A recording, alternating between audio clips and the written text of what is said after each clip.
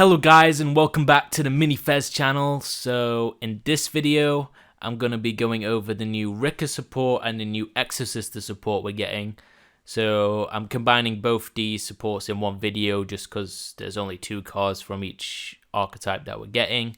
So it's going to be a short video either way, but I'll be going into great detail into why these cards are good for the decks and what to expect from the decks going forward. How good it will be going into Sprite and T elements, basically. If you've enjoyed all these analysis videos from Power of the Elements, make sure to leave a like, subscribe. I've got a bunch more coming on the way, got some combo tutorials as well. Yeah, let's get right into it, I guess. The first Rikka support, as you can see on screen here, is a field spell, which is called Rikka Arrival.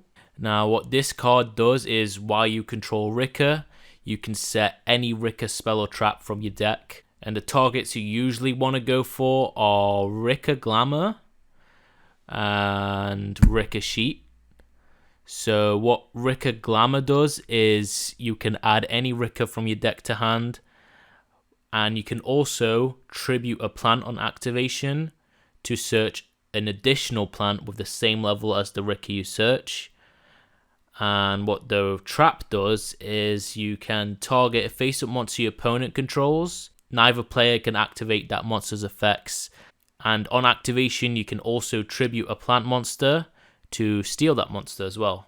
So basically, Rikka Glamour potentially searches 2 by tributing 1. And Rikka Sheet tributes to steal a monster, which is pretty good. Rikka Sheet's basically like Crackdown for a turn. And Rikka Glamour is a pretty good search spell. But like, you may be thinking like, yeah, but you need to tribute monsters and like this kind of neg, but the field spell also does solve that issue of this deck.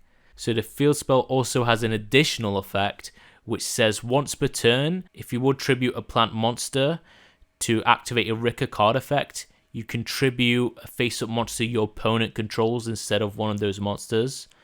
So you can go Rikka Arrival to set Glamour, and then use Glamour to tribute your opponent's monster and just search 2 cards, which is pretty nuts. So Rikka Arrival basically just gets you access to any of the spell traps, and it doesn't add them, it sets them, so it can't be ashed. And it's also a pseudo Lair of Darkness, a better Lair of Darkness, because it actually has a good effect on top of the tribute effect. So like, this card just does so much for the deck. Like, every turn you can keep searching Glamours, tribute your opponent's monsters, search more monsters, and then on your opponent's turn you can tribute their monsters with the trap or with your Rikka monsters, other effects, etc. So yeah, it's pretty insane. If Rikka got just this one card, it would be cracked by itself, but we also get another card, and this card is also really insane. So what the other support card does is, it's called Rikka Snow Princess. Well, we don't know the TCG name, but this is the OCG name. Rikka used to like hard lose to stuff like hand traps, Nibiru and stuff like that, but this card basically provides protection from all that. And it also provides interruption in your opponent's turn, and it's also a free extender, free starter. Like, it's an insane card. So what it does is, if this is in your hand, you can just special it for free. And the only restriction this does is while it's face up on your field, you're locked into plants, but like, you don't really care about that because you only play plants anyway.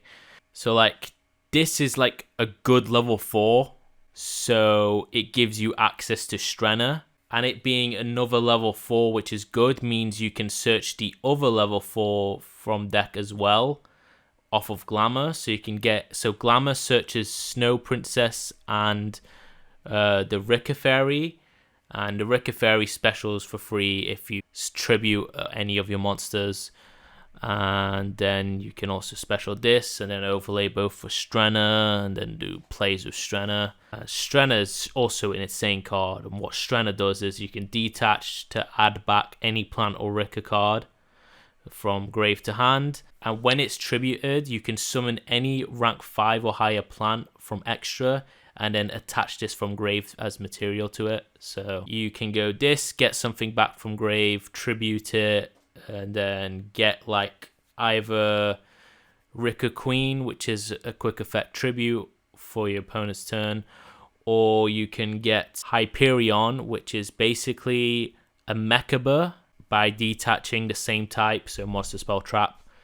And every time you activate a card effect on your turn, you can attach a card from grave, so you'll always have negates with it. So, you know, good cards, good cards. And we haven't even gotten into Rikka Snow Princess's second effect yet, which is the broken effect. So its second effect reads, when your opponent activates a monster effect, while you control Rikka, you can tribute a plant. So you could tribute using Rikka Arrival, so tribute your opponent's monster instead of tributing one of yours. And you can negate that monster effect by shuffling this card from field or grave. So it's a negate from grave, which is cracked. And so this protects you from like Nib, other hand traps like Gamma, stuff like that. And it's also interruption for your opponent's turn. It's just an insane card, really. And it really buffs the power level of this deck. Like, this deck, board-wise, can probably put up one of the strongest boards post-POTE format. It's like grind game with the field spell and like recursion with the level 1 Rikka, searching Snow Princess every turn is insane. And Strenna being able to add cards back and go tagging out into other extra deck monsters is just cracked as well.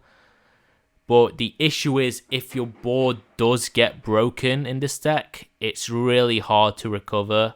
Because if they out the field spell, it's really hard to like start your combo off if you've already been through it. Like if you already used the Sun Avalon stuff or the Rikka stuff, like it's really hard to combo. But like the boards it puts out is really insane. And there's like a bunch of interruptions you can do, even if you get like Dark Rulered or if you get Dropleted and stuff like that. Because even if you get Dark Rulered, you still have the tribute from the field spell. You still have the take from the trap. You still have the negate from grave with Snow Princess. So like you still have 3 interruptions even if you get Dark Rulered. So I think that's really strong in the deck. So those are the Rikka cards, and I think it's a really good deck, but it's probably going to get overlooked by a lot of people, as the plant deck did last format, stuff like that. So we're getting 2 new Exosister cards, and the first one being Exosister Malfa, which is the monster we're getting. So this card, if you control no monsters or all monsters or XYZs on your board, you can special this from hand for free, and then special Exosister Ellis from deck. Not much you need to know about Ellis, it's just if you control Exosister, you can special it from hand. And like it's got the same effect as all the Exosisters, where you can summon an XYZ if they move a card out of grave. But basically what this means is Malfa is a 1 card rank 4, and it also means you can cut down on the bad Exosisters, which are bricky, and you can max out on Malfa, Ellis, which are just... Ellis is just a free extender. Malfa is a free extender and starter. You just go Malfa into Ellis into rank 4 for the Michaelis, and with Michaelis you can search the new trap card. Or you can search the other trap card, which specials 2 Exosisters from deck, which is also pretty good.